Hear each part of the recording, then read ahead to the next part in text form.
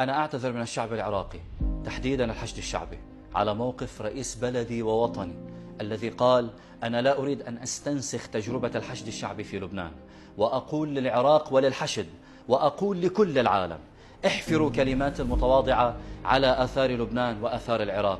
الحشد نور من أنوار الله في أرضه، مكنونه طاهر، وهو تجربة موفقة، وهو إصبع من أصابع قائم آل محمد عليه أفضل الصلاة والسلام.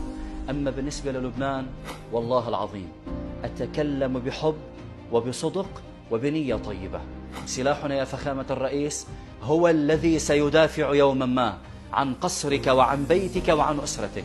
نحن لا نرتبط بأحد، نحن نرتبط بأرضنا، والذي يتخلى عن سلاحه غشيم وأبله وتافه، ونحن لسنا تافهين، نحن أذكياء ونفكر.